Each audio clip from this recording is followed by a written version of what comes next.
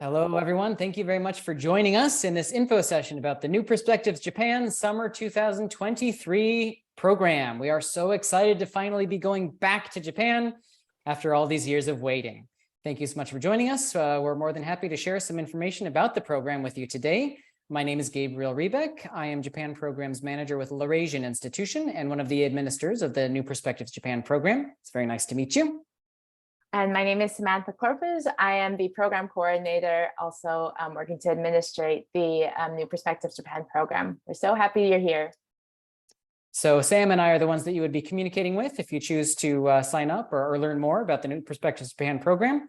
We're always happy to answer any kind of questions that you might have. But first of all, let's launch into some information about the program itself and see if it might be a good fit for you. So of course, the tour dates are what you can see on the screen. There's two different tours, whichever one fits your schedule best. Each school will have the opportunity to choose which tour they would like to join. So what is NPJ? What do we actually do? It's a good question. So before we even get to Japan, the first step of the program is we share a curriculum with the teachers based on a theme of their choosing. They get to decide what it is that they want the students to sort of focus on when they are in Japan, learning about Japan, Japanese culture, the Japanese language. They are able to sort of teach from that curriculum before the students even arrive in Japan, so that they know what they should be looking for once they get there. Then, of course, in the summer comes the 2-week tour itself. They go to Japan and everything comes alive before their eyes. They get to see what it is that they were learning about. And then step 3 is the follow-on activities. We give them some activities to sort of encourage them to think critically about what it is that they've seen. And this is where it really solidifies the educational experience of the whole trip. We take a lot of pride in the fact that these trips are not a simple vacation. This is an educational experience that should be very impactful. They should be learning quite a bit from this. Of course, everybody would love a vacation to Japan right now. That's not what this is. This is an educational experience. The tour costs $41.75 per student if they are with a school group. We do also have an option for students that do not join a school group, the unaffiliated Ronin option, or the samurai without a master. That is $49.95. Students are encouraged to reach out to us directly, and we'll be more than happy to get them set up with another school group. A lead teacher can sort of take responsibility for them while they're on the ground in Japan. There are also scholarships available for students that are demonstrating both financial need and academic merit. We try to balance the two, as they're both very important in deciding these scholarship amounts. Scholarship applications will be available on our online application portal. Please take a look at the application portal itself for that information. The application deadline is January 30th, 2023. This is actually our slightly later application date that we've been applying the last few years, as there were questions as to whether Japan would open up in time for the tours in the couple of years past. So we understand that there's still just a little bit of concern as to whether or not this is something that students and parents want to take part in for this year. That's why we decided to stick with the slightly later application deadline. And so hopefully that helps you to make a decision that's right for you. But we do ask you to have those applications in by January 30th. There's not much flexibility beyond that for the applications. If you're interested, get in touch with us now. We'd love to talk with you. Next slide, please, Sam. So beyond that, as I explained, the sort of 3-step approach, the pre-tour, the tour, and then the post-tour, you also get a lot of support with the New Perspectives Japan program. Of course, there's a comprehensive pre-departure handbook that has all the details about the trip. We have bilingual staff here in the United States, as well as in Japan, that are able to help before, during, and after the trip. Seattle is our office, as I mentioned earlier. So, we also have an office in New York, but then our Tokyo office is, of course, another location where we have staff members working every day, and having staff members available in both the United States and Japan, I think, is very helpful for people that join the tour. We have a 24/7 emergency line in the United States for parents and family members to call at any time during the tour. We also have the emergency line in Japan for participants to call during the tour if anything comes up. We are very available, especially during those tour times. If anything comes up, we'll be in regular contact with everybody. Laurasian staff stay at the hotel during the tours, so they're always close by. just like Samantha's cat is close by during the recording of this session. Yeah, Laurasian staff are always close by to help out. Laurasian staff are also available to assist with any necessary clinic or hospital visits that might become necessary during the tour. If that pops up, it's not just one staff member who's hanging around. We've got multiple staff. So if somebody has to pair off with a student in order to take care of something like that, we have people available. If the program were to be canceled, Laurasian would handle all of the cancellations with the schools, the hotels, the airlines. I know there's probably a lot that would be necessary if something like that were to happen at the last minute, and we would take responsibility for all of that. Why would something like that be necessary at the last second? Well, of course, obviously the sort of big thing that we need to address for this year's tour is that COVID-19 is with us and it's not going to disappear between now and the time of the tour. We have become good at facilitating tours in this time of COVID. We have tours to Japan scheduled in spring. We've had tours from Japanese students coming to the United States. We are very confident in our ability to handle travel during this time. It's just the way that we have to deal with these things now, and we're more than happy to take that on. That's definitely Laurasian's responsibility, and we're happy to do it. So the one thing that you have to keep in mind, your responsibility, in order to enter Japan, we are going to require that anybody who joins the program needs to get 3 doses of any of the accepted COVID-19 vaccines. That's just a blanket for everybody. I understand that that might not be possible for everybody. If that's not going to be possible for you, I'm sorry, you should probably reconsider joining the tour this year. I'm not sure about the future, but this year, that's just how it's going to be. So thank you for understanding about that. You might be aware that Japan has another way of entering, and that would be presenting negative PCR tests. However, the burden that would be presented to have some students with vaccines and some students with tests, and the sort of timing for getting the students to submit those tests on time within the correct window would just not be possible for us this year. So the vaccine is the only option for us. And we, again, thank you for understanding that. And then while the students are in Japan, they must comply with any Japanese government regulations in effect at the time of the tour. These government rules have changed quite a bit over the last few years and even over the last few months, especially as they opened up to tourists recently. And that's something that we have been on top of, and we will definitely keep you informed about what are the exact regulations that we will all have to keep in mind at the time of the tour. One thing certainly we can all count on is that wearing masks most of the time, certainly indoors, will still be common practice in Japan at the time of the tour. It's just much more common over there, and so that's what most of the people are doing, and we will expect our students to do the same while they're joining us. If someone were to test positive for COVID-19 just prior to the tour and then could not join the trip, we would do our best to try to get as much of that program feedback from the airlines, hotels, et cetera, and then pass that along to you. It would be a little bit of a case-by-case basis because we can't guarantee how much of that we'd be able to get back. It would be in your best interest and in our best interest to get as much as possible. And so we, again, would take full responsibility for trying to get as much of that back as we could. In the unlikely event that Japan changes its tourism policies and it becomes impossible for us to do the NPJ tour in 2023, then all participants would be offered either a full refund or deferment to the next summer, 2024, if that's a possibility for them. It has always been Laurasian's policy that if a tour becomes impossible to happen, then none of the program participants should be financially responsible for that. We don't want to have anybody on the hook if they decide to close the borders or something like that. Next slide, please. So back to the fun content. What do we actually do in Japan? So day one, we depart. You lose a day because time travel. That's how it works. On day 2, they land in Tokyo, and then they would transfer. They basically just get to the hotel, and all the students are going ooh and ah as they look through the windows, and happy to be finally back in Japan, or in Japan for the first time. Days 3 and 4, they explore the Tokyo area. So we would work with the teachers to personalize their group itinerary, these study day tours.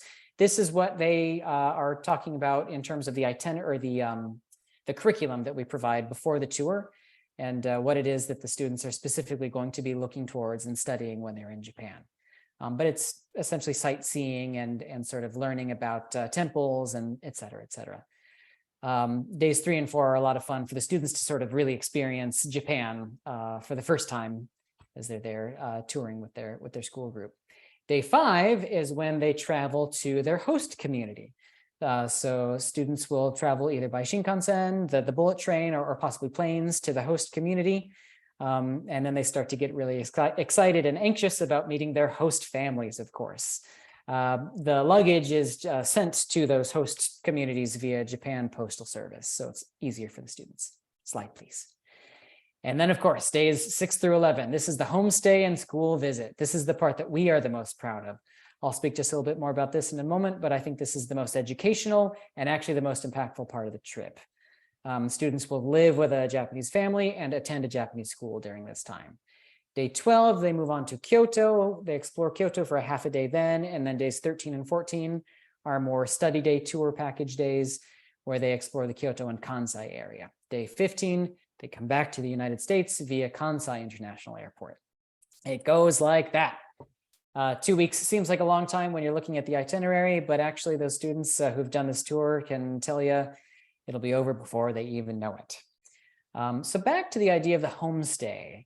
As I mentioned, this is something that actually some of the students might be just a little bit worried about or just a little bit sort of hesitant about before the tour happens. But by far, this is what we hear about after the tours was the students, the part that they enjoyed the most. This is where they make those lifelong friendships people that they'll be able to keep in touch with years and years on after this tour. When they get the opportunity to actually live with a Japanese host family and see what the day-to-day life is for that family, what do they eat every day, that kind of thing, that's incredibly impactful. And it's the kind of thing that they really are, no matter how many TV shows that they've seen, probably not really going to be able to picture what is that actually going to be like. They actually get to attend the school at the same time. Japanese school life, again, probably quite different from what they've seen in TV shows, even though there's plenty of TV shows that cover that subject. It's actually totally different for the students to actually live it as opposed to seeing something on TV or reading about it or seeing it on the internet. This homestay experience is, I think, again, the most educationally impactful part of the whole tour. So participants may be placed in homes with host brothers or sisters from the school, or possibly with teachers, administrators, or other community members from around the school. And in some situations, our students will be placed into homestay situations with another student from the US side. Sometimes it's one or two in the same home. The students will have the opportunity to be treated like a member of the family. It's really it's a great opportunity for cultural and language immersion. You are living Japanese all around you every day during this time. It's a really incredible experience. Slide, please. So outside of those homestays, they are going to be staying at the Olympic Center in Tokyo, and then the Kyoto Tokyo Hotel when they're in Kyoto. Both of these will give students, some of them will be staying in rooms where they will be in rooms with other students together, either with a Japanese style futon that they'll get to experience laying out on the floor, or possibly Western style beds, but each student will have either their own bed or futon to sleep in. Some other details about the accommodations there, but moving on, I know everybody wants to know how much does the program fee actually cover? And it's basically everything. Let me explain. Pre-departure materials, like I said, we give the curriculum, the handbook, explain what it is that they need to be aware of before they go. The airfare is all totally covered by us. We'll pay for the airfare round trip, and then all of the additional airport transfers within Japan, the hotels, the accommodations, both in Kyoto and Tokyo, breakfast, and then stipends for dinners on the study days. Host families will provide breakfast and then dinners during the homestays. They also get transportation from Tokyo to the host community and then on to Kyoto. Most of the sightseeing is also covered, so any kind of transportation fees or entrance fees associated with that, except for the Ghibli Museum, the Tokyo Skytree, and the Gundam Factory. Those are some of the possibilities that the teachers might be able to choose on the study day packages. Those three have higher entrance fees, and that's why we have to ask for just a little bit more for those entrance fees. There are sort of anything else associated with the cultural exploration that they're doing, the homestays, the school visits. They don't have to pay any extra for any of that. It's all covered within the tour. And then the last thing is they also get a little IC card, the card that they get to use to beep into the gate when they're going in and out of trains for their transportation around during the tours. So what doesn't the program fee cover? Transportation from the home to the US departure airport, whether that's going to be a drop off from the family or what, we don't cover that. Insurance coverage, that's something that's not provided by us. Traveler's insurance might be something that you already have with your existing insurance coverage. We do have a few requirements, and we'll communicate those requirements to the teachers, and the teachers can share those with the families. So you make sure that you're covered with everything that you need. But it's not coverage through us. That's something that you'll have to secure on your own. Lunches are basically not covered by us. So during the school visits, they might have to pay for the school lunch, or during the study day tours, they may have to pay out of their own pocket to buy lunches, as well as any kind of snacks and of course drinks. There's vending machines absolutely everywhere, and they will need to stay hydrated during the hot Japanese summer.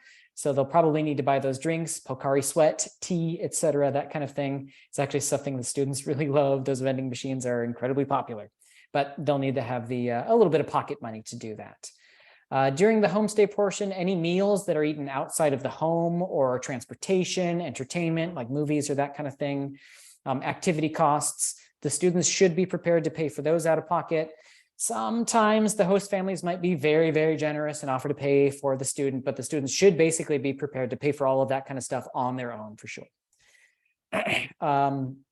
If they lose their IC card, that card that I mentioned earlier to get on and off the trains, there'll be a small charge that they have to pay to get a new card. You might have to pay for checked baggage fees associated with getting on and off the flights. We want to reimburse that later, but sometimes the airlines do actually ask you to pay for that up front. So hold on to your receipts and we'll reimburse those later.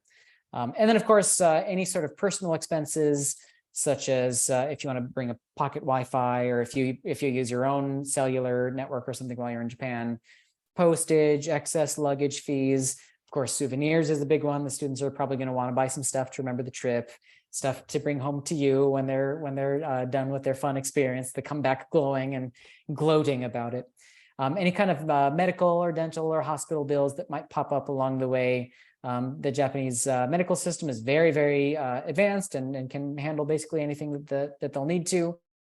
And it's actually quite reasonable as well. But if anything does pop up, you'll probably have to pay out of pocket at the time to be seen at the hotel, or at the hospital, that is, rather. Next slide, please. So teachers, if you really want your students to go, but you just can't bring a group this year, or you're a student that really wants to go and your Japanese teacher can't bring a group, or you don't even have a Japanese teacher, get in touch with us. The unaffiliated, the Ronin option is what I would recommend for you. So teachers, this is program advocacy without any of the work. The students will come back on fire for Japan, and you didn't have to bring them. So any students interested in this, or teachers that are interested in recommending students for this, anybody get in contact with us, and we'll take care of it from there. We want to make this opportunity available to everybody. Next slide, please. So you're all interested in NPJ now, and you want to know, how do you apply? npj.laurasian.org. That's our application portal. It's live right now. If your school has a group that's going, your teacher will log on to that site, and they will get a code for their school. And then the teachers will provide that school code to the students, and then the students can use that code to log in, and they'll be automatically assigned to that school group. It's actually pretty simple. All participants and legal guardians will have to sign letters of understanding, talking about, understanding of the details of the tour, that kind of thing. All of that information is on this application portal in the documents section. Anybody that wants more information about the tour itself can find it there, or on our laurasian.org/NPJ site. We got plenty of information out there for you if you want to know more about the tour itself. As for the deposit, it is $395. This is due at the time that the application is due, so January 30th. What we ask is that for school groups, teachers should be in contact with the students. Students should make these checks payable to Laurasian Institution and give them to their teachers, teachers should collect all those checks and send them to us in our Seattle office by that January 30th deadline. No need to get them in early, just January 30th would be just fine for getting these into us. Please note that we do not take payments online via the portal. We do need to receive checks for these deposits and then the installments later on from there. The scholarship results will be announced in mid to late February. And then the refund, the full total refund date, if you need to pull out of the tour after you've submitted an application, is February 28th. If you contact us and let us know that you need to cancel by then, you'll get a full refund. And then from there, it's a rolling deadline of how much you can get back of that amount that you've paid up to that point. The exact details of the rolling dates and the amounts that you can get back are in the terms and conditions that are both on the website and on the portal that I mentioned earlier. If you want to learn more or you want more details, you can find our website, like I mentioned earlier, laurasian.org/NPJ. Follow us on Facebook, New Perspectives Program. We've got all sorts of fun Japan-related content, as well as some details about the tour there. Our YouTube channel, Laurasian Institution channel, it also has a lot of fun content related to NPJ, including a two-week tour in 1-minute video. It gives you a flavor of what it is the students would actually see and experience while they're in Japan. Give that a watch. If the students don't want to join the program after watching that, then probably Japan's not for them. This video will probably really get them excited and want to join the program. We've also got an Instagram. We do words, Japanese, vocabulary words, and kind of other fun content like that. Feel free to follow us on all of these social media sites so you can get all of our cool Japan-related content and more information about the New Perspectives program. And that's about it. I know it's a lot of details, and so if you have any specific questions for us, we are always happy to answer any questions for you. We are definitely just so excited that Japan has finally opened back up to tourists and we can get back to Japan in summer of 2023. We thank you all for your patience these last few years that we've been trying to get back to Japan. And now that it's kind of finally become a reality for us, we want to get as many people signed up for this program as possible and let people experience the true beauty and gosh, I don't know, whatever it is about Japan that makes us all fall in love with it, we want to share that with you. I know I speak for myself, but certainly probably Sam as well and the rest of the Laurasian staff. We really want to make this an experience accessible to as many people as possible, and this is our way to do it, New Perspective Japan. Please let us know if you have any questions or sign up. We'll be looking forward to seeing your application soon. Thank you very much, everybody. Thanks for joining us.